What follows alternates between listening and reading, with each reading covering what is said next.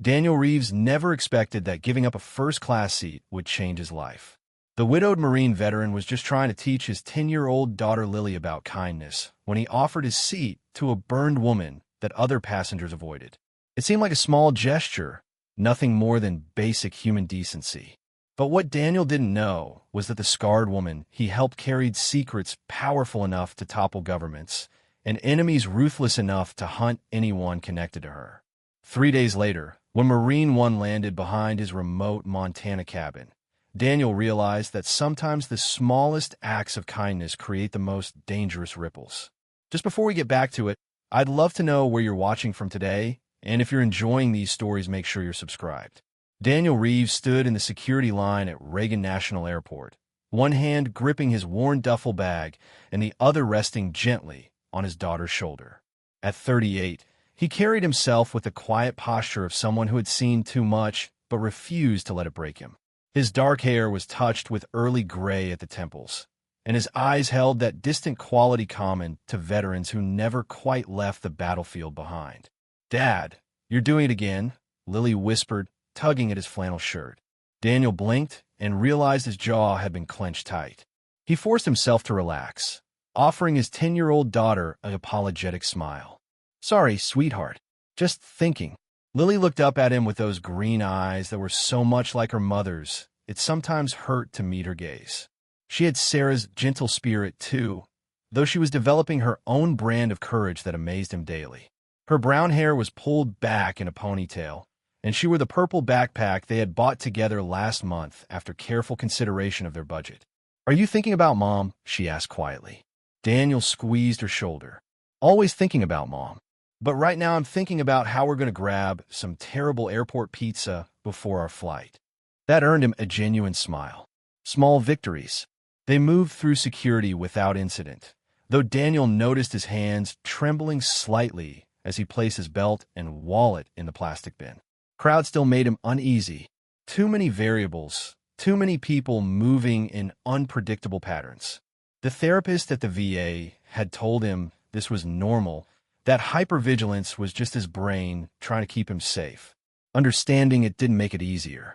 The terminal was packed with holiday travelers, families reuniting, and business people hunched over laptops.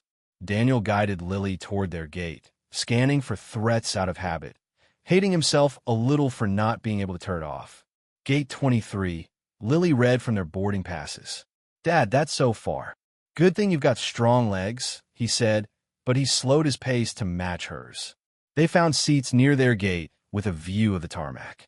Lily immediately pulled out the book she was reading, some fantasy novel about dragons and chosen ones. Daniel envied how easily she could disappear into other worlds. His own reading these days consisted mostly of bills and past due notices, paperwork that reminded him how hard civilian life could be for someone whose primary skill set involved tactical operations and weapons training. The cabin in Montana had been Sarah's dream. She had found it online during his last deployment, a small lakeside property surrounded by pine trees and mountains. They had scraped together enough for a down payment, planning for a future where he would leave the Marines and they would raise Lily somewhere peaceful. Then Sarah got sick, and peaceful became a distant memory. The medical bills had consumed their savings. The cabin remained, but it felt haunted by everything they had lost. "Mr. Reeves?" Daniel looked up to find a young woman in an airline uniform standing before them. Her name tag read Jennifer, and she held a tablet against her chest. "Yes. I wanted to personally thank you for your service," Jennifer said, her voice warm. "We noticed in our system that you're a Marine veteran, and we'd like to offer you a complimentary upgrade to first class for today's flight." Daniel felt his throat tighten. "That's not necessary." "We insist," Jennifer said. "It's the least we can do. You and your daughter will be in seats 2A and 2B. Lily's eyes went wide. "First class? Really?" Jennifer smiled at her. "Really? You'll board in Group 1. We'll make the announcement in about 15 minutes. After she walked away, Lily practically vibrated with excitement. "Dad, first class. I've never been in first class." "Neither have I," Daniel admitted. The military had flown him around the world, but always in cargo holds or cramped military transports. This felt extravagant, almost wrong given their financial situation. But Lily's joy was infectious, and he found himself smiling despite the guilt. "Do you think they have those hot towels?" Lily asked. "And the seats that turn into beds." "That's international flights, kiddo. But yeah, I think we'll have more legroom than usual." This is the best day ever. Daniel wished he could bottle this moment, her pure happiness over something so simple. Sarah would have loved seeing this. When boarding began, they were among the first to enter the aircraft. The first-class cabin was small but comfortable, with wide leather seats and actual space between rows. Lily settled into the window seat, already examining every detail. "There's a pillow and a blanket. And Dad, look, there's a screen in the seat." Daniel stored their bags and sat down beside her, trying to ignore the looks from other first-class passengers. He was acutely aware of his faded jeans and worn flannel shirt, his scuffed boots, and the duffel bag that had seen better days. These people belonged here. He was just passing through their world. The cabin filled slowly. Well-dressed business travelers, a couple in matching designer luggage, an older man who immediately reclined his seat and closed his eyes. Daniel watched them all, old habits making him categorize and assess. Then he noticed the shift in atmosphere. A woman was boarding, moving slowly down the aisle with a cane. She was black, perhaps in her early 40s, with close-cropped natural hair and an elegant bearing despite her obvious discomfort. But it was the scars that made people stare. Burn scars covered the left side of her face and neck, the skin textured and discolored in a way that spoke of serious trauma. The scarring extended down beneath the collar of her simple gray sweater. Daniel watched as passengers averted their eyes or stared too long. A man shifted in his seat as she passed, as if she might be contagious. A woman whispered something to her companion, both of them looking away quickly when the scarred woman glanced in their direction. The woman's expression remained neutral, but Daniel recognized that particular form of composure. It was the face people wore when they had learned to expect judgment, when they had built walls so high that cruelty bounced off without seeming to leave a mark. He knew that face. He had worn it himself. She continued past first class toward economy, her cane tapping a steady rhythm against the floor. "Dad," Lily whispered. "Why were people staring at that lady?" "Because they forgot their manners," Daniel said quietly. The remaining passengers boarded, filling the economy section behind them. Daniel tried to settle in, but something felt off. He noticed the flight attendants huddled near the galley, speaking in low voices. One of them, an older man with kind eyes, kept glancing back toward economy with a worried expression. Finally, the kind-eyed attendant made his way down the first-class aisle, stopping at each row with an apologetic smile. "Excuse me," he said quietly when he reached Daniel. "I apologize for the unusual request, but we have a passenger with a medical condition that's being aggravated by the cramped economy seating. Her doctor submitted paperwork for accommodation, but there was a mix-up with the booking. Would anyone be willing to exchange their first-class seat so she can travel more comfortably?" Daniel knew immediately who he meant. The burned woman. He watched as the flight attendant moved forward, making the same quiet request to other passengers. The couple in designer luggage shook their heads without even looking up from their phones. The business travelers offered various excuses, their voices carrying just enough to hear. "Already settled. Need to work. Paid extra for this seat." The attendant returned to the galley, his shoulders slumped. Daniel saw him speaking with another crew member, saw them both looking back at the economy section with genuine concern. "Dad," Lily was watching him with those perceptive green eyes. Daniel unbuckled his seatbelt. "Stay here for a second, sweetheart." He approached the galley, where the flight attendants turned to him with professional smiles that didn't quite hide their stress. "I'll take the economy seat," Daniel said simply. "Give her mine." The kind-eyed attendant blinked. "Sir, that's very generous, but you have your daughter with you. We couldn't ask you to separate. My daughter's tougher than she looks. We'll both move back.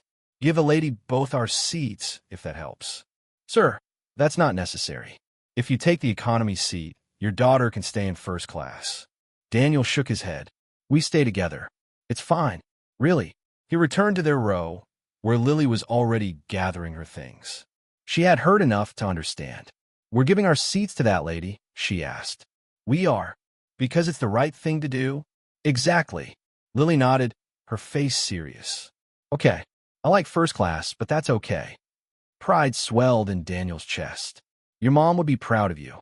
They collected their belongings and moved toward economy, while the flight attendant went to inform the passenger.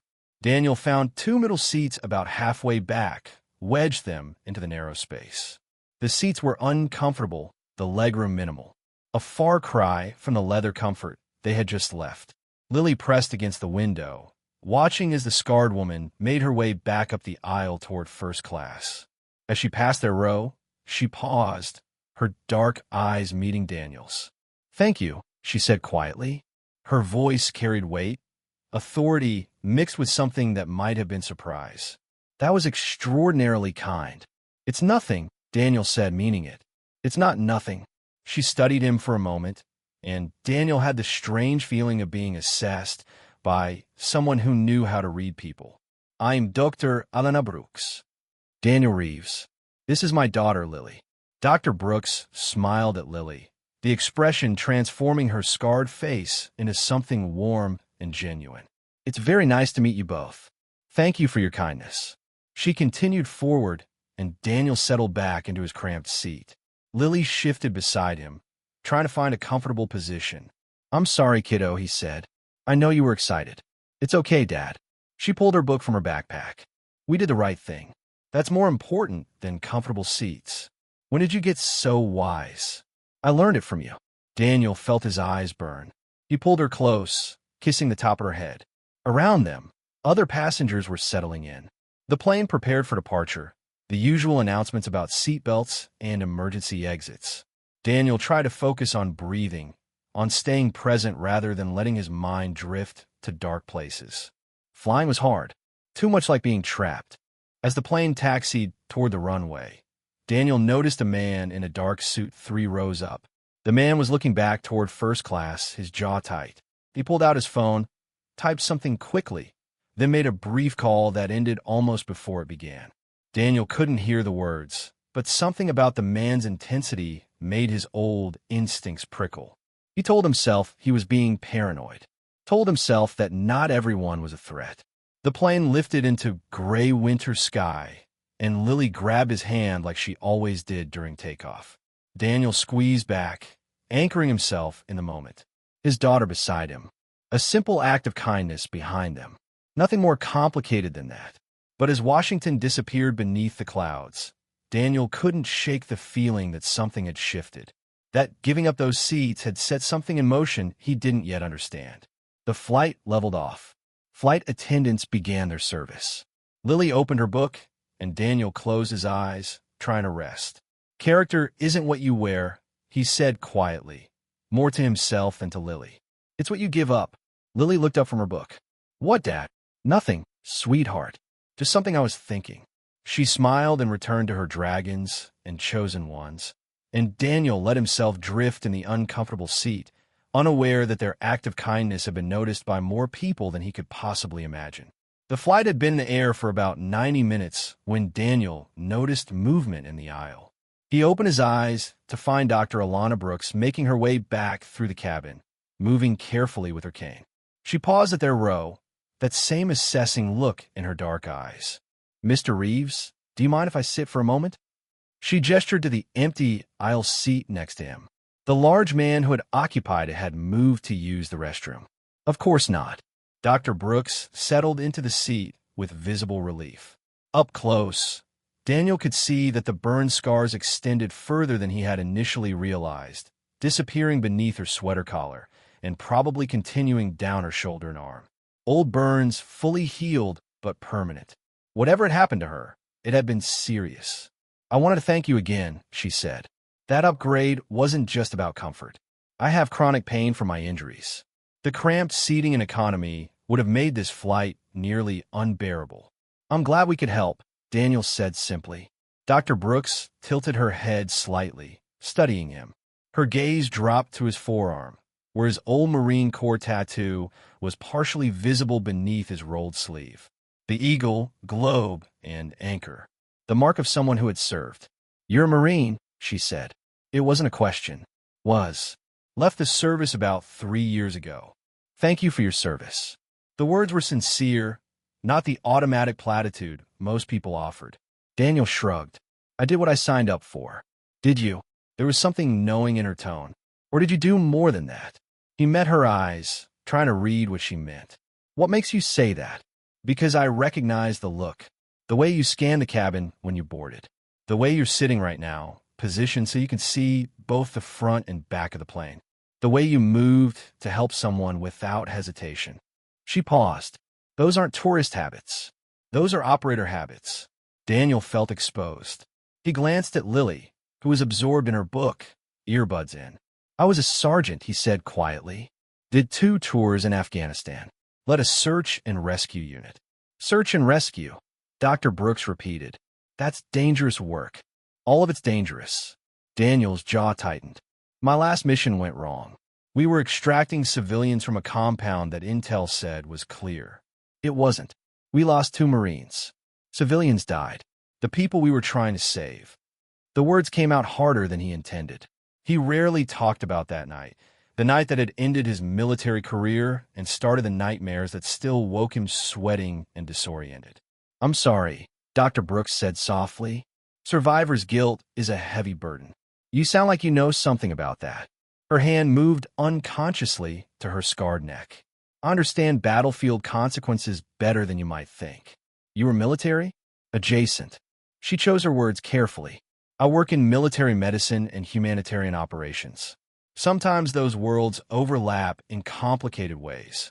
Daniel wanted to press, but something in her tone suggested the conversation was approaching boundaries she wasn't ready to cross. Instead, he asked, "Is that how you got hurt?" Dr. Brooks was quiet for a long moment.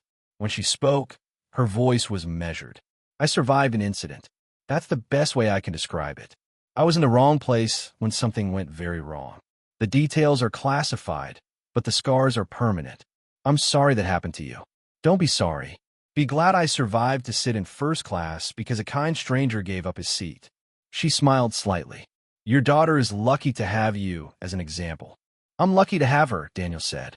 "She's the reason I kept going after my wife died. After I left the service. Some days, she's the only thing that makes sense." "How long has it been?" 2 years since Sarah passed. "Cancer. By the time they found it, there wasn't much they could do." Daniel swallowed hard. "We had plans. The cabin in Montana. A quiet life. She was going to paint. I was going to learn to fish properly. Lily was going to grow up somewhere safe and beautiful. But you kept the cabin. Had to. It's what Sarah wanted. And honestly, Lily and I both need somewhere that feels like home, even if it's hard sometimes." Dr. Brooks nodded slowly. "Sometimes survival puts you in places you never asked for. You adapt. You keep moving. You find meaning where you can." There was something in the way she said it that made Daniel think she wasn't just talking about him. "Is that what you did?" he asked. "After you were hurt?" "I did what I had to do. Just like you're doing what you have to do for your daughter." She glanced at Lily. "She seems like a remarkable young lady." As if sensing she was being discussed, Lily pulled out one earbud and looked up. Dred Brooks." "Hello, Lily. How's your book?" "It's really good. There's a dragon who can talk to people, but only people who are brave enough to listen." Lily paused, then asked with the bluntness of childhood, "Does it hurt?" "Your scars." "Lily," Daniel said sharply. But Dr. Brooks held up a hand. "It's all right. Honest questions deserve honest answers." She turned to Lily. "Sometimes they hurt. Mostly they just remind me of something difficult I survived. Does that make sense?" "I think so." Lily considered this. "My mom died. Sometimes thinking about her hurts, but mostly it reminds me that she loved me." "Is it like that?" Dr. Brooks' expression softened. "Yes, it's very much like that." The plane hit a patch of turbulence, and Dr. Brooks winced, her hand going to her neck. The sudden movement clearly caused her pain, her composed expression cracking for just a moment. Daniel's protective instincts kicked in immediately. "Are you all right?" "I'm fine," she said, but her breathing had quickened. The scarring affects nerve function. Sometimes sudden movements or pressure changes cause pain responses. Can I get you anything? Water? Your medication? I have medication in my bag. I just need a moment. Another bump of turbulence, harder this time. Dr. Brooks' face went tight with pain. Daniel noticed her hands were shaking slightly. Without thinking, he reached up and pressed the call button for the flight attendant. The kind-eyed man appeared quickly, his professional concern evident. The doctor needs her medication, Daniel said. Where's her bag? Still in the first-class cabin, sir. I'll get it immediately. While they waited, Daniel tried to keep Dr. Brooks comfortable, Lily watching with worried eyes. The turbulence continued, the plane bouncing through rough air. When the flight attendant returned with Dr. Brooks' carry-on bag, she opened it with trembling hands and withdrew a small case. Daniel noticed the case immediately. It was medical-grade, temperature-controlled, with a digital display and what looked like a secure lock mechanism. This wasn't standard medication storage. This was the kind of equipment used for sensitive materials, for medications that required specific conditions or security protocols. Dr. Brooks caught him looking. Specialized treatment, she said simply, taking a small vial and injecting herself with practiced efficiency. For the nerve damage. Within moments, her breathing steadied. The tension in her shoulders eased. Whatever the medication was, it was effective. Thank you, she said to Daniel. Both of you. I'm sorry for the drama. No drama, he assured her. Just glad you're okay. Dr. Brooks returned the case to her bag, but not before Daniel caught another glimpse of its contents. More vials, all labeled with codes he didn't recognize. Medical equipment that seemed far more sophisticated than basic pain management required. You carry some serious hardware, he observed carefully. Part of my work requires it. She zipped the bag closed. Sometimes I travel with materials that need specific conditions. It's complicated. The suited man Daniel had noticed earlier was looking back at them, his expression unreadable. He made brief eye contact with Dr. Brooks, and Daniel saw something pass between them. Recognition? Warning? He couldn't tell. Dr. Brooks caught Daniel watching. He's traveling for work, too. Some professions attract attention. What profession are you in exactly? She smiled, but it didn't quite reach her eyes. The kind where I can't answer that question on a commercial flight. The turbulence finally subsided. The captain's voice came over the intercom, apologizing for the rough air and announcing they would be beginning their descent soon. I should get back to my seat, Dr. Brooks said, rising carefully. Thank you again, Mr. Reeves. For everything. Daniel. Please. Daniel. She extended her hand, and he shook it. Her grip was firm, confident. Your kindness today mattered more than you realize. Sometimes small acts of humanity have larger consequences. I just gave you a seat. You saw past my scars and treated me like a person. You'd be surprised how rare that is. She glanced at Lily. And you're teaching your daughter to do the same. That's a gift that will keep giving long after this flight. After she returned to first class, Lily pulled out her earbuds completely. Dad, is Dr. Brooks famous or something? I don't think so. Why? I don't know. She just seems important, like someone important would be. Daniel considered this. His daughter had good instincts, better than his sometimes. Maybe she is, he said, but that doesn't matter. She was a person who needed help, and we helped. That's all. But don't you think it's weird? That fancy medicine case? That man watching her. You noticed him too? Lily nodded. He's been watching her since we took off, and he keeps looking at his phone like he's reporting to someone. Daniel felt pride, mixed with concern. His daughter was observant, maybe too observant for her own good. But he also didn't want to make her paranoid or worried. Some people have jobs that require security, he said. Doctors who work with sensitive information, government contractors, that kind of thing. It doesn't mean anything bad. But you think it's weird too. I can tell. He couldn't lie to her. I think Dr. Brooks is more than she's letting on. But that's her business, not ours. We did a good thing today. That's what matters. The plane began its final descent. Through the window, Daniel could see the snow-covered landscape of Montana, the mountains rising in the distance. Home, or what passed for home these days. As they landed, Daniel watched first-class passengers disembark first. Dr. Brooks was met at the gate by two people in dark suits, professional and efficient. They weren't aggressive, but they were clearly security of some kind. They flanked her as she walked, one carrying her bag, the other speaking quietly into a radio. Medical escort, Daniel muttered, convincing himself. She probably needs help with her medication. But as he and Lily made their way through the terminal, Daniel noticed more details that didn't quite fit. Military-grade SUVs parked in areas that should have been restricted. Men and women in casual clothes who moved with the precision of trained personnel. Security that was trying to be subtle, but wasn't quite subtle enough. "Dad," Lily was pulling on his sleeve. "Are you okay?" He realized he had stopped walking, his mind cataloging threats that probably weren't threats at all. "I'm fine, sweetheart. Just tired. Let's get our bags and head home." They collected their luggage without incident. Daniel's old duffel appeared on the carousel, battered but reliable. Lily's small roller bag with the purple butterflies. Everything normal. Outside, the Montana air was sharp and cold, clean in a way that still surprised him after years of desert deployments.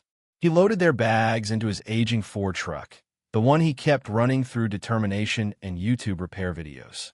As he pulled out of the airport parking lot, Daniel glimpsed one of those black SUVs in his rearview mirror. It turned in a different direction, disappearing into traffic. Probably nothing. Had to be nothing. But as they drove toward the cabin, winding through mountain roads as evening settled over the landscape, Daniel couldn't shake the feeling that something had changed. That giving up those first-class seats had connected him to something larger than a simple act of kindness. Lily dozed against the passenger window, exhausted from travel. Daniel drove carefully, one hand on the wheel, his mind replaying the flight. Dr. Brooks' words echoed. Sometimes small acts of humanity have larger consequences. He hoped those consequences would stay far away from his daughter and their quiet cabin. He had left the world of military operations and classified missions behind. He had chosen peace, chosen simplicity, chosen to be nothing more than a father trying to raise his daughter right. But as the truck climbed higher into the mountains, as the cabin lights appeared in the distance, Daniel felt the old familiar weight settling on his shoulders. The weight of knowing that peace was temporary, that the world he had tried to leave behind had a way of finding people. He parked the truck and carried Lily inside, tucking her into bed without waking her fully. Then he stood on the cabin's small porch, looking out at the dark forest and the star-filled sky. Somewhere in the distance, he heard the faint sound of helicopter blades. Probably nothing. Medical transport or search and rescue training. The mountains were full of those sounds. But Daniel stood there listening until the sound faded completely, until the night was silent again except for wind through pine trees. Just a seat on a plane, he whispered to the darkness. That's all it was. The darkness didn't answer, but Daniel felt its weight just the same. The morning after their flight, Daniel woke to frost patterns on the cabin windows and Lily's quiet breathing from the loft bedroom above. He lay still for a moment, letting the silence settle over him like a blanket. This was what he loved about the cabin, the pure, uninterrupted quiet that you could never find in cities or on military bases. Out here, 30 miles from the nearest town, the world felt smaller and more manageable. He rose carefully, trying not to wake Lily, and padded barefoot across the cold wooden floor to start coffee. The cabin was modest, just under 1,000 square feet with a main living area, small kitchen, bathroom, and a loft where Lily slept. Sarah had planned to add a proper second bedroom eventually, but that dream had died with her. Through the kitchen window, she would have, Daniel agreed. She always said winter made the world look honest. Would probably nothing. A lost driver. Someone turning around. But Daniel's hand was shaking as he walked back to the cabin, and it wasn't from the cold. Over the next few days, Daniel tried to maintain their routine. Homeschool in the mornings, chores in the afternoons, quiet evenings by the fire. But the unease wouldn't leave him. He found himself checking the windows more often, listening for sounds that didn't belong. Twice more he saw unfamiliar tire tracks on the road. Once he thought he glimpsed a dark vehicle parked on a distant ridge, but when he looked again, it was gone. "You're jumpy," Lily observed one evening as they washed dishes together. "Just tired." "You're lying. You only get like this when something's wrong." Daniel dried his hands on a towel, considering how much to tell her. She deserved honesty, but she also deserved to feel safe. "I think someone's been watching the cabin," he admitted. "Probably nothing serious. Could be surveyors or forestry service or just curious tourists. But make me nervous." Lily's eyes widened. "Should we be scared?" "No, we should be aware. There's a difference." He knelt down to her level. "I'm being careful because that's what I do. But I don't want you to be frightened. This is still our home. We're still safe here. You promise?" "I promise." But that night, Daniel didn't sleep. He sat in the dark living room with a cup of coffee, watching the tree line through the windows. Around 3 in the morning, he thought he saw lights moving between the pines. Quick flashes there and gone. Could have been animal eyes reflecting moonlight. Could have been something else. When Lily came down for breakfast, she found him still in the chair, exhausted but alert. "Dad, you need to rest." "I will, after I'm sure everything's okay." But everything wasn't okay. Daniel could feel it in his bones, in the way the forest seemed too quiet, in the way his instincts screamed that something was coming. That afternoon, while Lily was reading in the loft, Daniel went through his old military gear stored in the basement. His service pistol, properly secured and unloaded. His tactical vest, dusty but functional. The satellite phone he had kept from his last deployment, against regulations but kept anyway. He told himself he was being paranoid. Told himself that civilian life had made him soft and jumpy. But he cleaned the pistol anyway, checked the ammunition, made sure everything was ready. Just in case. That evening, the power went out. Daniel was making dinner when the lights died, plunging the cabin into darkness. Lily called down from the loft, her voice tight with worry. "Dad, it's okay, sweetheart. Just the power. Happens sometimes in winter." He grabbed the flashlight from the kitchen drawer. "Stay there. I'm going to check the breaker." The breaker box was outside, mounted on the cabin's exterior wall. Daniel pulled on his coat and boots, taking the flashlight with him. The night was bitter cold, the kind that made your lungs hurt with each breath. The beam of his flashlight cut through the darkness, illuminating falling snow. The breaker hadn't tripped. Everything looked normal. Daniel stood there in the freezing night, his breath making clouds, and listened. The forest was absolutely silent. No wind, no animal sounds, just the quiet hiss of falling snow. Then he heard it, far in the distance, barely audible.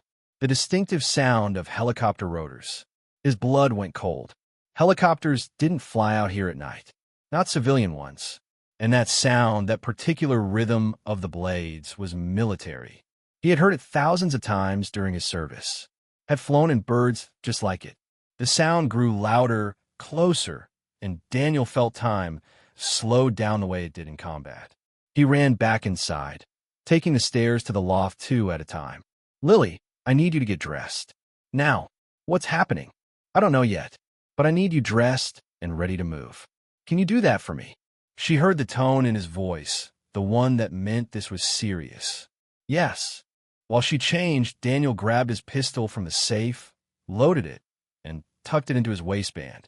He pulled on his tactical vest over his flannel shirt, the familiar weight both comforting and terrifying. He hadn't worn this in 3 years. He had hoped never to wear it again. The helicopter sound was much closer now, directly overhead. Then, impossibly, it began to descend. Daniel pulled Lily close. "Stay with me.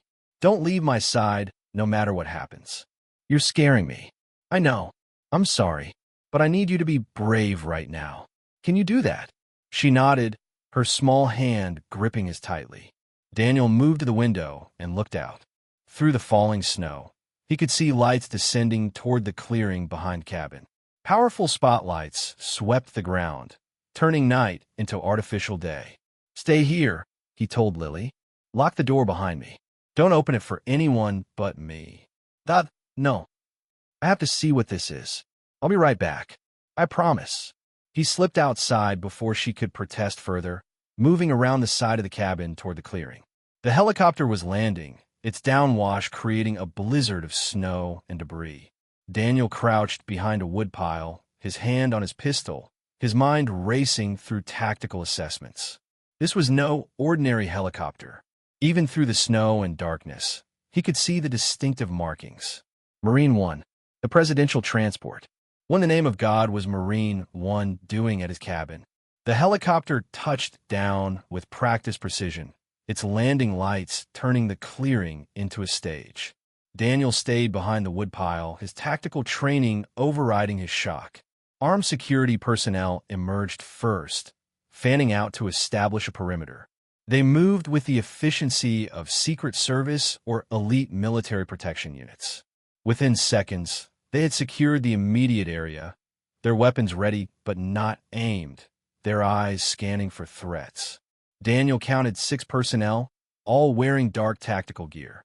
One of them spoke into a radio, received a response, then signaled back toward the helicopter. The side door opened, and more figures emerged. The first was Dr. Alana Brooks. She stepped down from the helicopter using her cane, but now she wore a formal military medical uniform. The burn scars on her face and neck were just as visible, but somehow she seemed different, more authoritative. The vulnerability he had seen on the plane was gone, replaced by command presence. Behind her came 2 officers in full dress uniform. Daniel recognized the rank insignia, even from a distance. One was a colonel, the other a brigadier general. This wasn't a medical transport. This was official business at the highest level. "Mr. Reeves," Dr. Brooks' voice cut through the helicopter noise as the rotors began to slow. "Daniel Reeves, we need to speak with you." Daniel's mind raced. Part of him wanted to run, to grab Lily and disappear into the forest. But another part, the Marine part, knew that running from this was impossible. Whatever was happening, it had already found him. He stood up slowly, keeping his hands visible, and walked toward the perimeter. One of the security personnel immediately stepped forward, hand moving toward his weapon. "Stand down," Dr. Brooks commanded. "He's not a threat."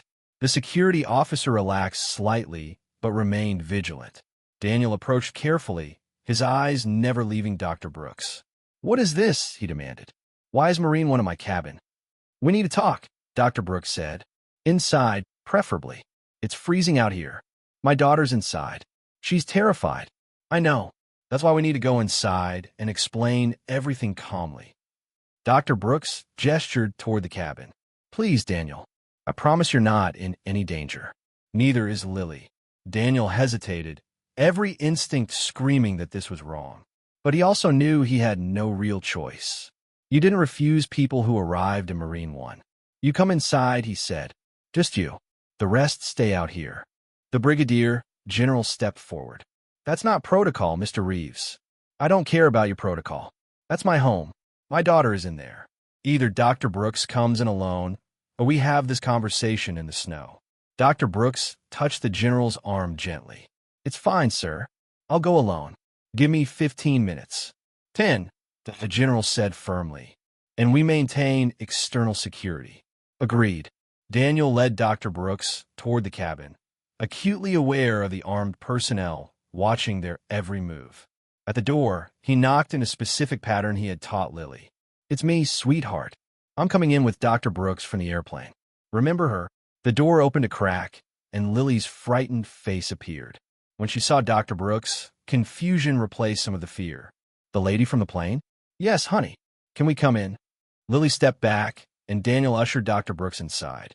He quickly locked the door behind them, noting the security personnel taking positions around the cabin's perimeter. They were professionals. Nobody was getting in or out without their permission. The cabin felt suddenly small with the 3 of them inside.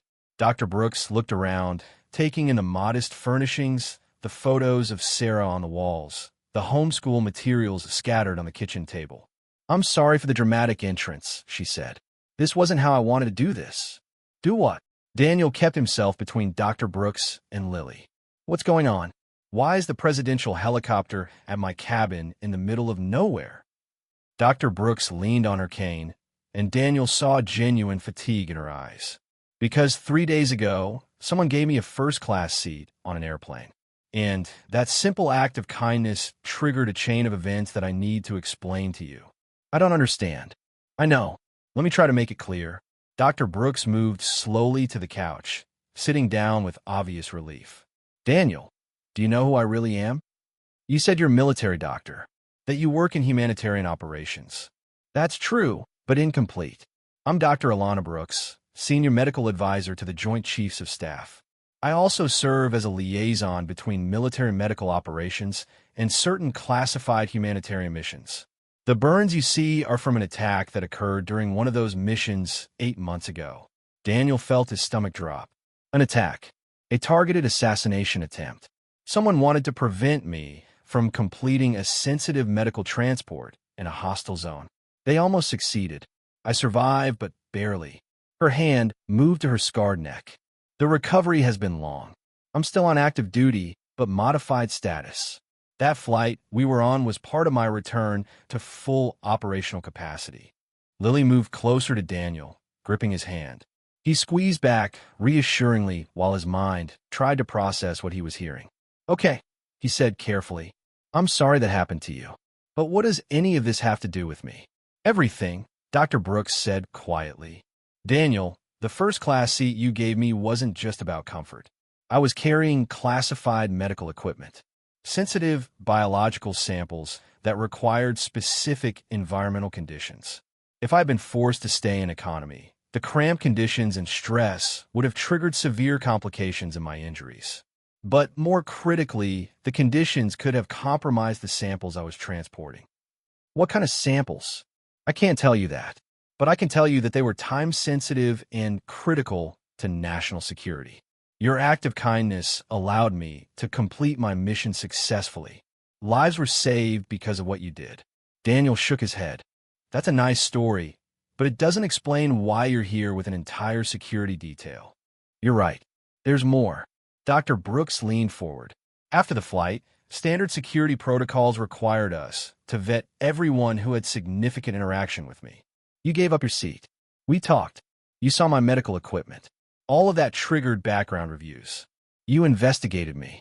Yes. And what we found was interesting. Very interesting. Her eyes held his. Sergeant Daniel Reeves, Marine Corps Search and Rescue. 3 tours in Afghanistan. Multiple commendations for valor. And 1 mission that ended your career. Operation Harvest Moon. The name hit Daniel like a physical blow. He hadn't heard it spoken aloud in 3 years. Hadn't wanted to hear it ever again. That mission failed, he said roughly. We don't think it did. Daniel stared at her. What? New intelligence has come to light. Information we didn't have 3 years ago. It suggests that Operation Harvest Moon succeeded in ways that weren't immediately apparent. And more importantly, it suggests that your actions during that mission may be connected to current threats against my life and my work. Lily tugged on Daniel's sleeve. Dad? What mission? What is she talking about? Daniel knelt down to her level, his heart breaking. He had tried so hard to shield her from this part of his life. Sweetheart, I told you I was a Marine. I told you I did rescue missions. There was 1 mission that went bad, or I thought it did. Dr. Brooks is saying maybe it didn't go the way I remember. Did people die? He couldn't lie to her. Yes, people died. But you saved people too? I tried. Lily hugged him fiercely. Then you did good things. That's what matters. Dr. Brooks watched this exchange with something that might have been sadness. She's right, Daniel. You did good things. And now I need your help to understand exactly what those things were. Why now? Daniel stood, still holding Lily close. Why after 3 years? Because the people who attacked me are connected to the same network your mission disrupted. They've been operating in the shadows for years, but they're getting bolder, more violent. We need to understand what you knew, what you saw, what you might not have realized was important at the time. And you couldn't just call? Send someone to knock on my door like a normal person? You had a land Marine one in my backyard. A small smile crossed Dr. Brooks' face. The helicopter isn't mine. I'm just a passenger. The general outside reports directly to the chairman of the Joint Chiefs. When I explained who you were and what I needed, this became a priority mission. They wanted to move fast, and they wanted to ensure your safety. My safety? You think I'm in danger? Honestly, we don't know, but we couldn't take the risk. Dr. Brooks stood, moving toward the window to look out at the security perimeter. The people who attacked me are sophisticated. They have resources, intelligence networks. If security protocols, you mean protection? Yes. For how long? We don't know yet. Daniel looked down at his daughter, saw the fear in her eyes, and felt rage building in his chest. He had left the Marines, to give her a normal life. A safe life. Now that safety was being stripped away because he had done the right thing on an airplane. "I need a minute," he said, "to talk to my daughter." "Alone?" Dr. Brooks nodded. "Of course. I'll be right outside. Take all the time you need." After she stepped onto the porch, closing the door behind her, Daniel sat down on the couch with Lily. "I'm scared, Dad," she whispered. "I know, baby. I'm scared too. Are the bad people going to come here? I won't let anyone hurt you. I promise. But what if you can't stop them? What if something happens to you like it happened to Mom?" Daniel pulled her into his lap, holding her the way he had when she was tiny. "Listen to me. I'm not going anywhere. Whatever happened on that mission, whatever Dr. Brooks needs from me, I'm going to handle it. And then we're going to go back to our normal life. You, me, and this cabin. That's still our future. Nothing's changed." "Everything's changed," Lily said. "Helicopters landed in our yard. People with guns are outside. How has that not changed?" She was right. Of course she was right. His brilliant, perceptive daughter saw through his attempts to reassure her. "You're right," he admitted. "Things have changed. But here's what hasn't changed. I love you more than anything in this world. I will do whatever it takes to keep you safe. And we're going to get through this together. You and me. The team. Remember? The team," she repeated softly. "That's right. And the team captain needs to know. Are you okay with me helping Dr. Brooks? With talking to her people about what happened on that mission?" Lily was quiet for a long moment. Then she said, "You taught me that doing the right thing matters. Even when it's hard. Even when scary. If helping Dr. Brooks is the right thing, then you should do it." Pride swelled in Daniel's chest. "When did you get so brave?" "I learned it from you." He kissed her forehead. "Okay then. We do this. Together." They walked to the door together, and Daniel opened it to find Dr. Brooks waiting on the porch, her breath making clouds in the cold air. The security perimeter was still in place, the soldiers looking alert and professional. Beyond them, Marine One sat silent in the clearing, its rotors still. "We're in," Daniel said. "But I have conditions." "Name them." "Lily's safety is non-negotiable. Whatever security you provide, she comes first. Always." "Agreed." "Second, I stay here. In my cabin. I'm not going to some military facility or safe house. This is our home. We stay here." Dr. Brooks hesitated. "Daniel, that might not be the safest option. It's my option. Take it or leave it." She studied him for a long moment, then nodded. "We can work with that. We'll establish a security presence around the property. Discreet but effective. How discreet can you be when you landed a presidential helicopter in my backyard?" A slight smile. "Point taken. But we can be subtler going forward." "Third condition.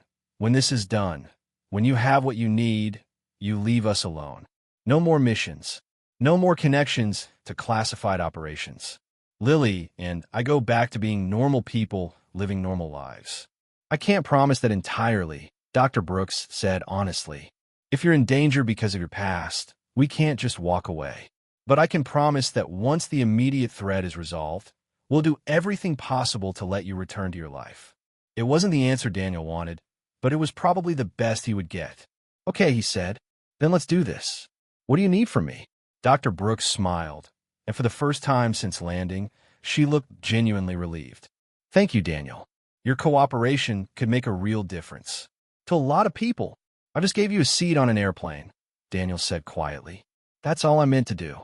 "Character isn't what you wear," Dr. Brooks replied, and Daniel recognized his own words from the flight. "It's what you give up. You gave up comfort. You gave up luxury. And in doing so, you reminded me that kindness still exists in this world.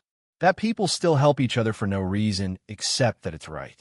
That's rare, especially in the world I inhabit." She extended her hand, and Daniel shook it. "Your kindness saved more than comfort on that flight," she continued. "It may have saved lives. And now, with your help, it might save more.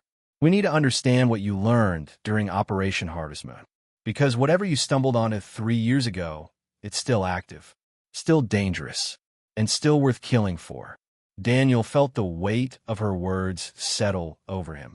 The simple act of giving up a seat had connected him to something far larger than he had imagined. But as he looked at Lily standing beside him, her hand in his, he knew he would face whatever came. Not because he wanted to, not because it was easy, but because it was right, and because his daughter was watching, learning what it meant to be brave.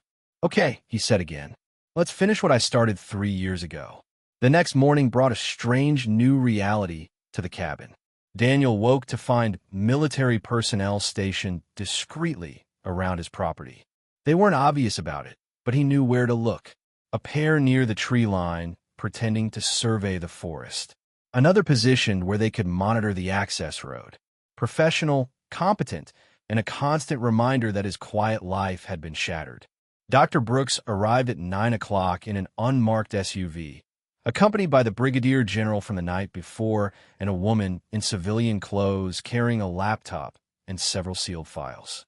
They set up at Daniel's kitchen table, transforming his modest home into an impromptu command center. Lily watched from aloft, her book forgotten in her lap. Daniel had explained as much as he could over breakfast, trying to make military debriefings sound routine and boring. She hadn't bought it, but she trusted him enough not to argue. "Coffee," Daniel offered, playing host despite the surreal circumstances. "Thank you," Dr. Brooks said. She looked tired, her scars more pronounced in the morning light. "Daniel, this is Brigadier General Marcus Hayes and Sarah Chun from Defense Intelligence. They'll be conducting the debriefing with me." Daniel noted the irony of the DIA analyst's first name matching his late wife's, but said nothing. He poured coffee for everyone, then sat down across from them. "Before we begin," General Hayes said, his voice carrying command authority, "I want to be clear about what we're doing here. This is a voluntary debriefing. You're not under investigation. You're not in trouble. We simply need to understand what happened during Operation Harvest Moon and how it connects to current threats." "Understood," Daniel said. Sarah Chun opened her laptop. "Mr. Reeves, can you tell us what you remember about the mission parameters? The official objective." Daniel closed his eyes, letting himself drift back to that night 3 years ago. The smell of Afghan dust, the weight of his gear, the sound of his team moving through darkness. "We were tasked with extracting a group of civilians from a compound outside Kandahar," he began. "Intelligence said they were humanitarian workers who had gotten caught in crossfire between government forces and insurgents. The compound was supposed to be clear, no hostile presence. Quick in and out. But it wasn't clear," Dr. Brooks said gently. "No. When we arrived, the compound was wired with explosives. Someone had anticipated our arrival. The civilians were there, but they were being held by armed combatants. We had walked into a trap. The memories came faster now, unbidden and unwelcome. The flash of gunfire, the screams, his Marines taking positions, returning fire, trying to protect the civilians while avoiding the explosives. 2 of my men died in the initial exchange," Daniel continued, his voice rough. "Corporal James Mitchell and Lance Corporal David Torres. Good Marines, good men. After that, everything went to hell. We tried to evacuate the civilians, but one of them panicked and triggered an explosive. The blast killed 3 civilians and wounded 4 others. But you got some out," Sarah Chun said, consulting her notes. "According to the after-action report, you successfully evacuated 6 civilians before calling for emergency extraction. 6 out of 13, Daniel said bitterly. "I lost more than half the people I was sent to save. And 2 Marines died because I led them into a trap." Dr. Brooks leaned forward. "Daniel, what if I told you that those 6 people you saved were never humanitarian workers?" He looked up sharply. "What?"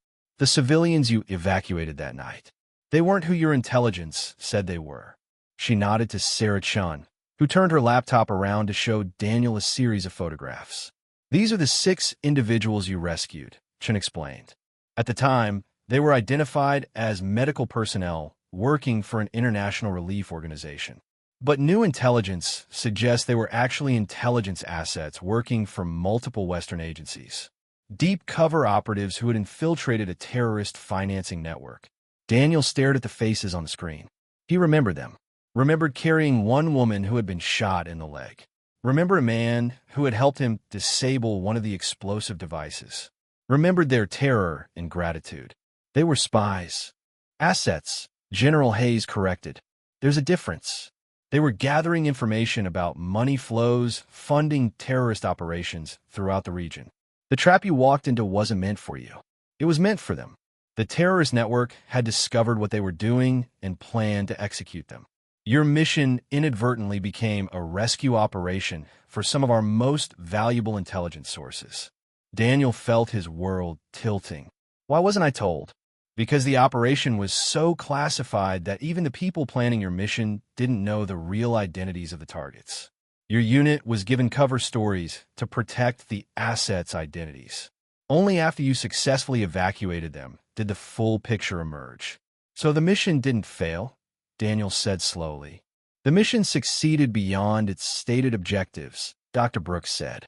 Those 6 people went on to provide intelligence that disrupted terrorist financing networks across 3 countries. Operations that would have killed hundreds, maybe thousands of people were stopped because of information they provided. Information they only survived to provide because you got them out. Daniel couldn't process it. 3 years of guilt. 3 years of nightmares about the people he couldn't save, the Marines who died under his command. And now they were telling him it had been worth it. The civilians who died, he said, the ones who didn't make it out, were tragic casualties of war, General Hayes said firmly. But they weren't your failure, Sergeant. They died because terrorists set a trap, not because you made mistakes. My Marines died. Your Marines died doing their job, Dr. Brooks said softly. Protecting people who needed protection. There's honor in that. There's purpose. It doesn't erase the loss, but it gives it meaning. Daniel felt tears threatening and fought them back. Why tell me this now? Why after 3 years? Because one of those 6 people you saved is dead, Sarah Chun said quietly. Murdered 6 months ago in what we initially thought was a random attack. But now we believe it was an assassination. Someone is hunting the assets from that network. And 3 months ago, Dr. Brooks added, I was attacked while transporting medical intelligence related to the same terrorist financing network. The attack left me with these scars and nearly killed me. We believe the same people are responsible. The pieces started falling into place in Daniel's mind. You think whoever set the trap 3 years ago is still active, still trying to finish what they started. We know they are, General Hayes confirmed. And we think they might come after you next. Daniel's blood ran cold. Because I was there. Because I might have seen something that could identify them. Exactly, Dr. Brooks said. During your mission, you spent hours in that compound. You engaged with the enemy. You processed the scene. There's a chance you observed details that could help us identify the people running this network. Details you might not even realize are important. And if they think I have that information, Daniel said slowly, they'll want to make sure I can't share it.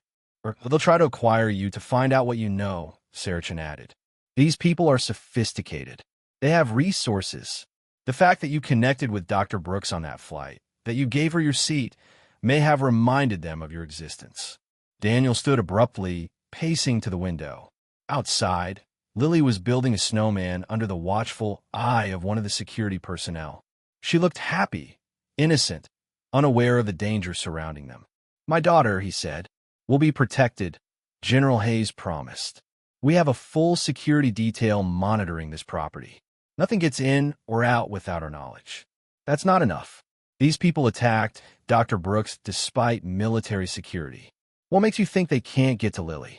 Because now we're expecting them, Dr. Brooks said, standing and walking to join him at the window. 3 months ago, I didn't know I was a target. You have that advantage. And you have something else. You have skills, training, instincts that save lives in combat. You're not helpless, Daniel. He looked at her scarred face, saw the determination there despite everything she had endured. What do you need from me? He asked. Your memories. Everything you can recall from that night. The people you saw. The things they said. How the compound was organized. Any detail, no matter how small, could be the key to identifying these people. Daniel nodded slowly. Okay, let's do it. They spent the next 4 hours reconstructing that night in painstaking detail.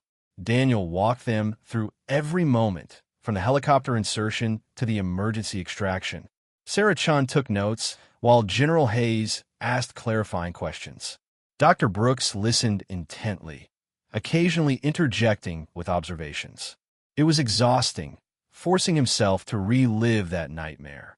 But it was also strangely cathartic. For the first time, He wasn't remembering in shame and guilt. He was remembering with purpose. There was one man, Daniel said, describing a memory that had haunted him. He was directing the others. Didn't engage directly, stayed back. He spoke English with an accent I couldn't place. European, maybe. He kept saying something into a radio. A call sign or code name. It sounded like Raven or Raven something. Sarah Chen's fingers flew across her keyboard. Raven. That's good. That's very good. We've intercepted communications using that designation in connection with the terrorist financing network. You think that was their commander? General Hayes asked. Possibly. Or a coordinator. Someone important enough to direct operations, but careful enough not to expose himself directly. Dr. Brooks was studying Daniel's face. What else? I can see there's something else. Daniel hesitated. When we were evacuating one of the assets, the woman with a leg wound, she whispered something to me. At the time, I thought she was delirious from pain. She said, "Tell them the money flows through glass towers." I didn't know what she meant. I reported it in my debrief, but nobody followed up. The room went silent. Sarah Chun looked up from her laptop, her expression intense. Glass towers, she repeated. Daniel, that could be huge. Financial centers. Banks. We've been trying to trace the money flow through this network for years. If she was giving you intelligence about their laundering operations, can we use it? General Hayes demanded. Maybe. If we can cross-reference with other intelligence, it might give us a starting point. Chen was already typing furiously. Dr. Brooks touched Daniel's arm gently. Thank you. This is exactly what we needed. Will it help? It already is. The debriefing continued into the afternoon, breaking only for lunch. Lily came downstairs, curious about the activity, and Dr. Brooks took time to talk with her while Daniel stretched his legs outside. He walked the perimeter of his property, nodding to the security personnel who tried to stay invisible but couldn't quite manage it. His phone buzzed. Another unknown number. This time, when he answered, someone spoke. Sergeant Reeves. The voice was male, heavily accented. European, just like the man from the compound. You should have stayed quiet. Daniel's blood turned to ice. Who is this? Someone who remembers Operation Harvest Moon. Someone who knows what you took from us that night. Tell me, how is your daughter? Lily, isn't it? Such a beautiful name. The call ended. Daniel ran back to the cabin, his heart pounding. He burst through the door to find Lily safe with Dr. Brooks, working on a puzzle together. The relief was overwhelming. What's wrong? Dr. Brooks asked, reading his expression immediately. They called. Threatened Lily. Daniel's hands were shaking. They know her name. General Hayes was on his feet instantly, barking orders into his radio. The security perimeter tightened immediately. Personnel moving into more aggressive positions. We need to trace that call, Saracen said. They'll have used a burner, routed through multiple locations. But try anyway. Hayes turned to Daniel. What exactly did they say? Daniel repeated the conversation word for word. With each sentence, the general's expression grew darker. They're trying to intimidate you, Dr. Brooks said. Make you afraid. Make you refuse to cooperate with us.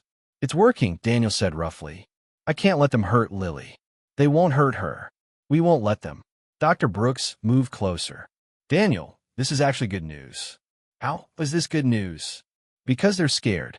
If they weren't worried about what you know, they wouldn't be reaching out. They're trying to silence you before you remember something crucial, which means you already have remembered something crucial. The call sign. The glass towers. Exactly. We're close to something, and they know it. Lily looked up from the puzzle, her face worried. Dad? What's happening? He knelt beside her, trying to project calm he didn't feel. Someone made a threatening call. But you're safe. All these people here are making sure you stay safe. Are they the bad people? The ones who hurt Dr. Brooks? We think so. What do they want? Daniel glanced at Dr. Brooks, who nodded slightly. His daughter deserved truth. They want me to stop helping Dr. Brooks. They want me to pretend I don't remember things from a mission I did 3 years ago. Things that could help catch them. Lily was quiet for a moment, processing. Then she said, but you're going to help anyway, right? Because it's the right thing? I don't want to put you in danger. You already taught me that doing right things is more important than doing easy things. You can't stop now, just because I'm scared. That would make everything you taught me a lie. Pride and terror warred in Daniel's chest. His daughter was braver than he had any right to expect. Braver than he felt right now. Okay, he said softly. We keep going, but we do it smart. We do it safe. Over the next 2 days, the cabin became a fortress. More security personnel arrived. Communications equipment was installed. Sarah Chun set up a proper intelligence workstation in what had been Daniel's bedroom. He and Lily moved into the loft together, sleeping in shifts, never both unconscious at the same time. Daniel spent hours reviewing classified files about the terrorist network. Names, faces, financial transactions. Trying to match his memories to the evidence. Trying to find the connections that would break the case open. Here, Sarah Chun said on the 3rd day, pulling up a photograph. Does this man look familiar? Daniel studied the image. Middle-aged, European features, dark hair graying at the temples. There was something about the eyes. Maybe. I'm not sure. The compound was dark, and everything happened fast. This is Viktor Volkov, Russian national, former intelligence officer. We believe he's been running terrorist financing operations for the past decade. If he's your Raven, it would explain a lot. What's his connection to Dr. Brooks' attack? We're not sure yet. But Volkov has been linked to several assassinations of intelligence assets, including the one who died 6 months ago. Daniel studied the photograph harder, trying to remember. Had this man been to the compound? Had he heard this man's voice? Dr. Brooks sat with Daniel on the porch despite the cold. They had fallen into an easy companionship over the past days. Two people bound by trauma try to make sense of violence. How do you do it? Daniel asked. Live with the scars. The constant reminder. Some days better than others, she admitted. But I try to remember that I survived. I'm still here to do good work. That the people who attacked me didn't win. Do you ever wish you'd chosen a different path? Something safer. Every day. But then I remember why I do this work. The people we help. The lives we save. It matters, Daniel. What we do matters. Even when it costs everything. Especially then. Sarah Chun emerged onto the porch, her expression urgent. I found something in the archived audio. A voice match. It's definitely Volkov who was at your compound. And I found something else. Financial records linking him to a banking operation in Geneva. Glass Towers, Daniel. You were right. Then we have him, General Hayes said, joining them. We have evidence, Dr. Brooks corrected. Now we need to build a case strong enough to shut down his entire operation. Daniel studied the evidence on Chen's screen. There it was. The face from his nightmares. The voice that had haunted him. Viktor Volkov, the man who had set the trap that killed his Marines. I want to help finish this, Daniel said. Whatever you need. I'm in. Dr. Brooks looked at him with something like respect. You've already done more than enough. No, not until it's over. Not until Lily can sleep without guards outside her window. Not until we're really safe. He looked back at his daughter through the window and made a silent promise. This would end. One way or another, he would make sure she could have the peaceful life he had promised her. The life Sarah had dreamed of for them all. The life worth fighting for. The attack came on the 4th night. Daniel had just finished his evening perimeter check when the first drone appeared.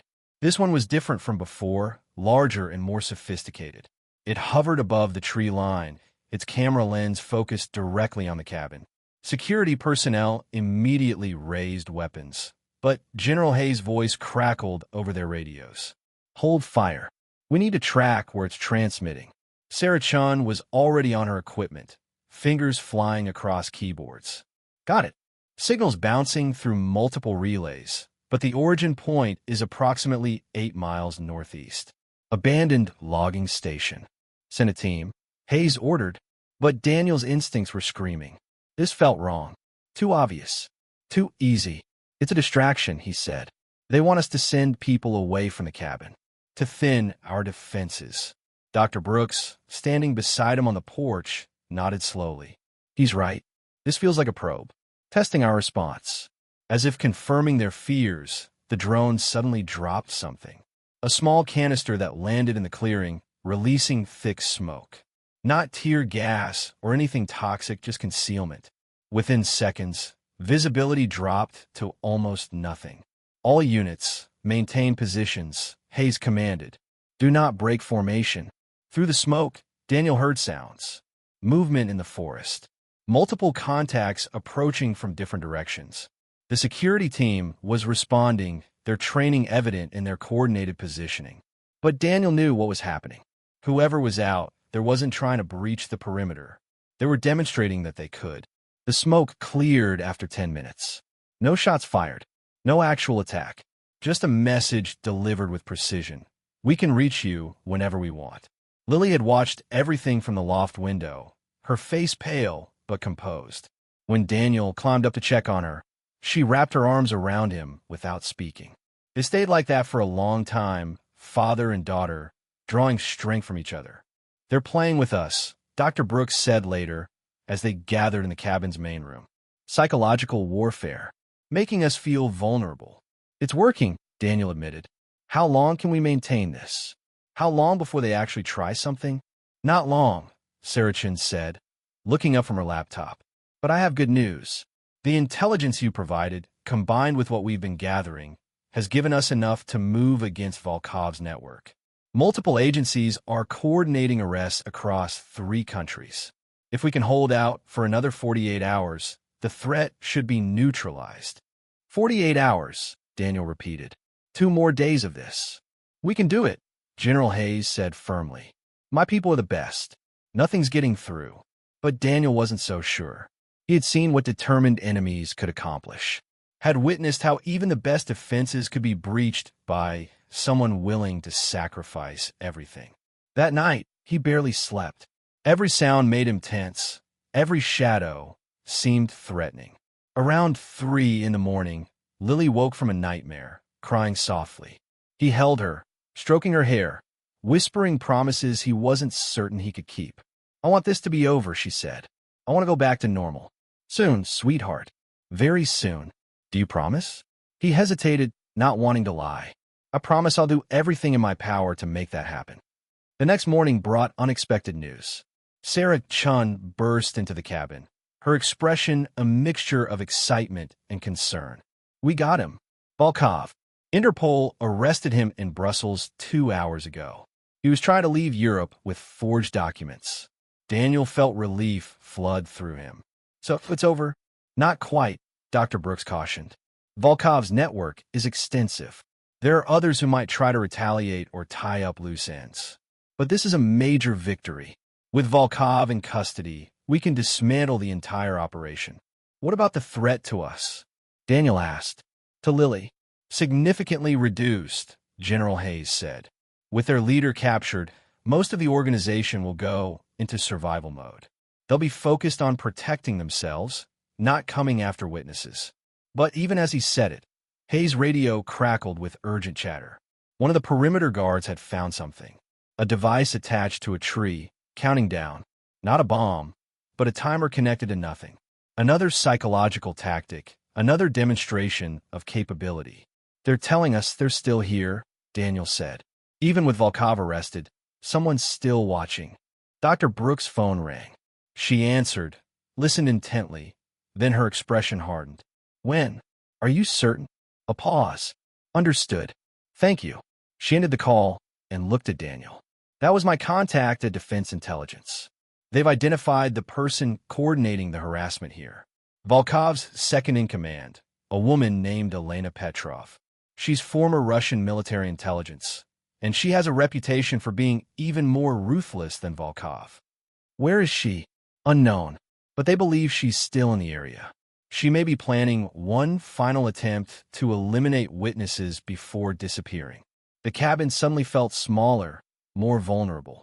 Daniel looked at Lily, saw her fear despite her attempts to be brave, and made a decision. I'm taking Lily away from here, he said. Right now. You can protect us somewhere else, somewhere Petrov doesn't know about. Actually, Dr. Brooks said slowly, there might be a better option. What if we use you as bait? Daniel's blood ran cold. Absolutely not. Hear me out. Petrov wants to silence witnesses. If she thinks she has an opportunity to strike, she'll take it. We can control the situation, set a trap, and end this definitively. You're talking about using my daughter as bait. No, I'm talking about sending Lily somewhere safe with half our security detail while we create the appearance that she's still here.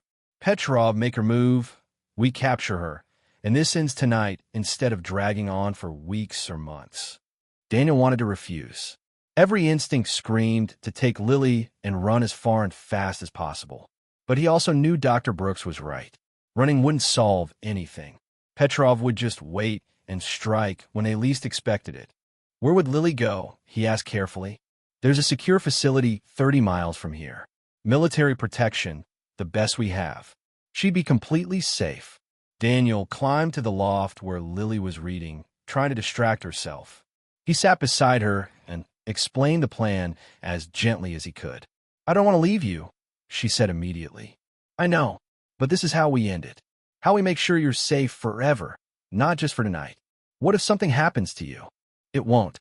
I'll have Dr. Brooks and General Hayes and an entire security team. Nothing's going to happen to me. Lily studied his face with those two old eyes.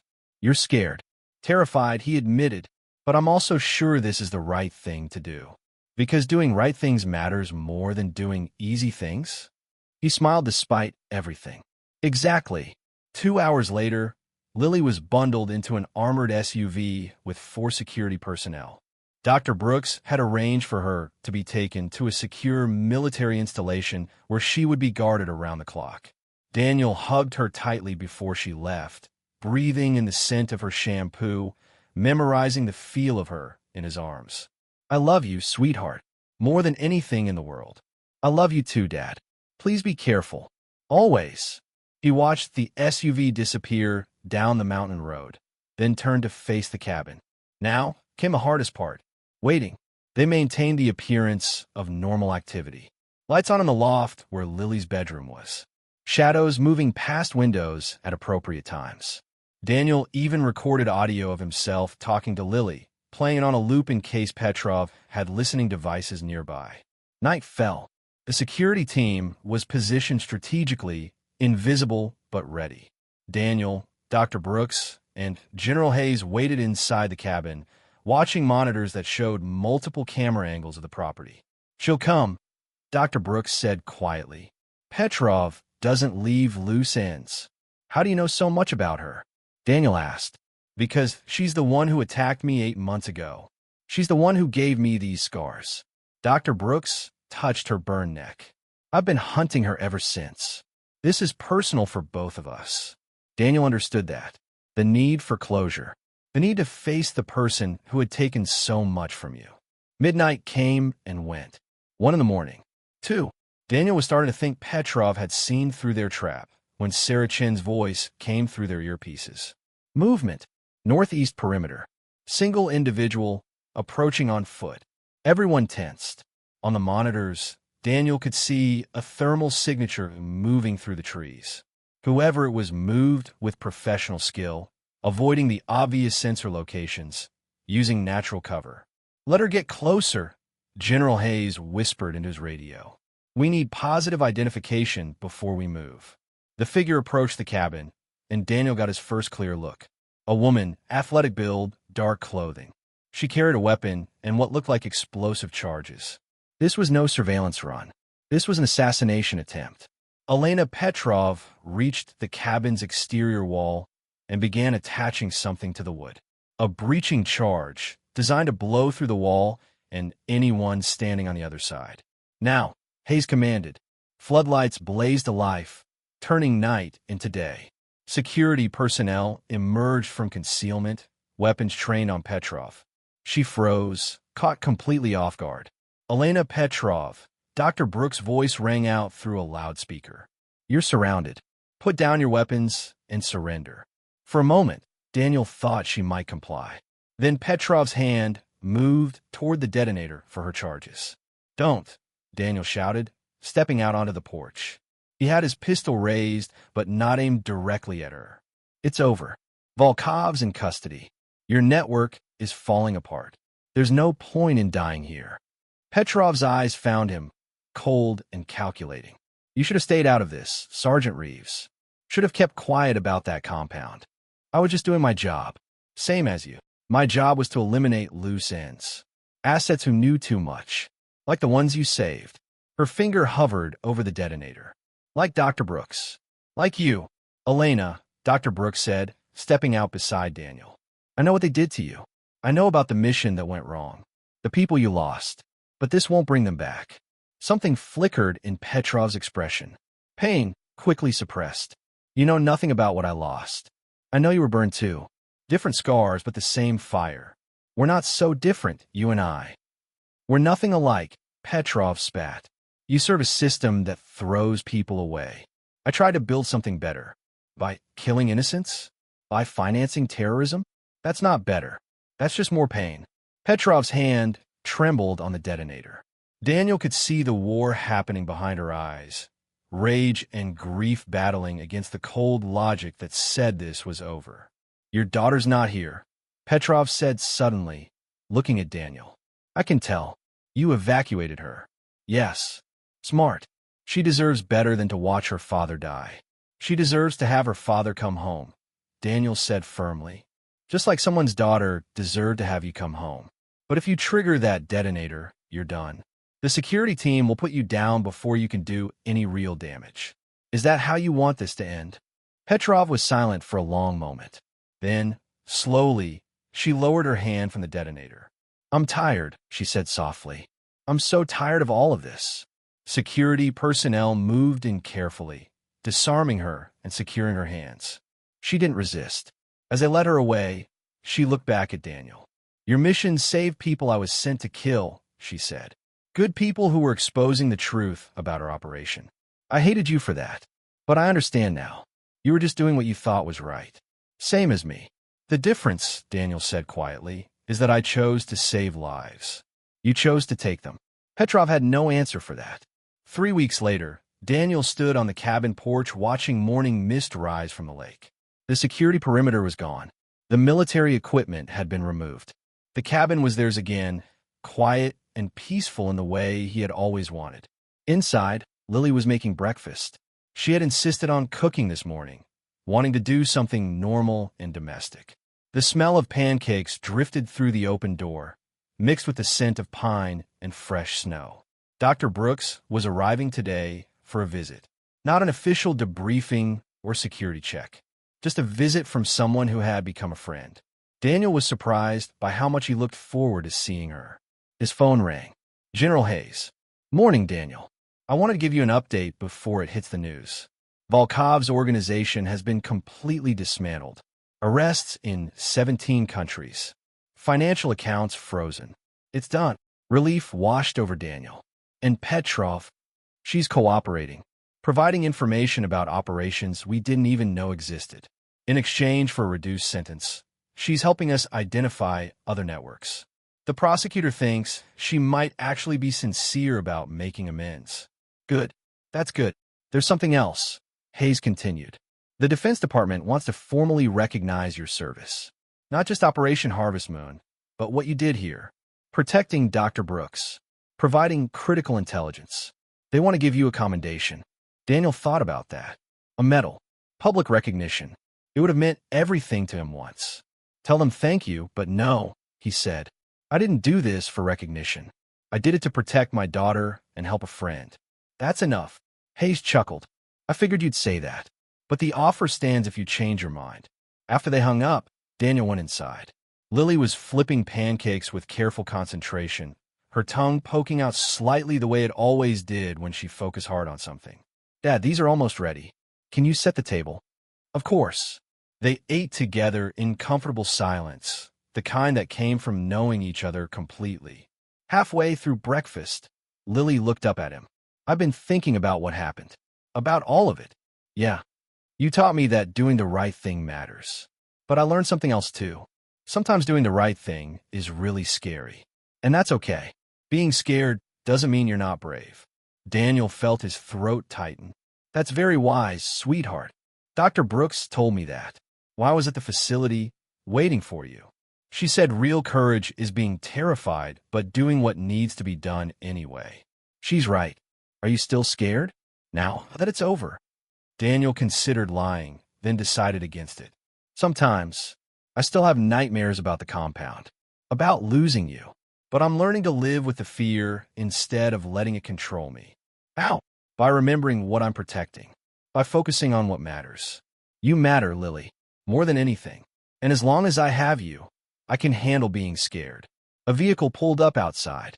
Dr. Brooks emerged, moving more easily with her cane than she had weeks ago. Lily ran out to greet her, and Daniel followed at a more measured pace. "Welcome back," he said. "Good to be back," Dr. Brooks replied. She looked around at the quiet cabin, the peaceful lake. "This place really is beautiful. I can see why you fought so hard to keep it. It's what Sarah wanted, for Lily to have somewhere safe to grow up. She did well. Your wife. She chose a good man to raise her daughter." They spent the day together, the three of them, walking by the lake, talking about everything and nothing. Dr. Brooks shared stories about her recovery, about returning to work.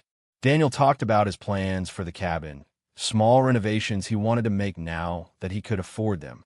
The Defense Department had quietly arranged for his financial difficulties to be resolved, a thank you for services rendered. Lily showed Dr. Brooks her nature journal, all the animal tracks and plant specimens she had cataloged. Dr. Brooks listened with genuine interest, asking questions and offering observations.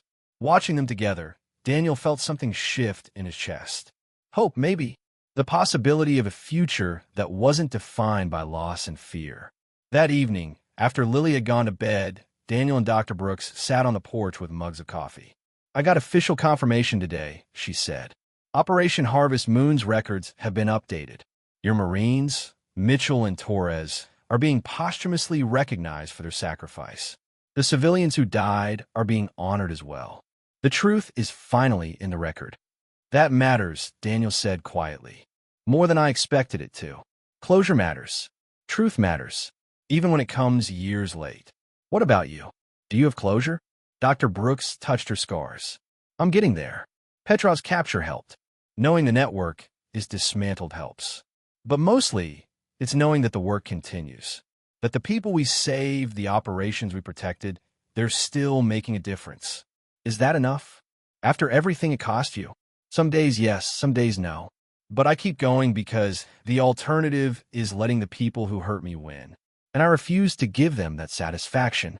Daniel understood that. The refusal to be broken. The determination to find meaning in suffering. "I've been thinking," he said, "about volunteering with veteran support groups.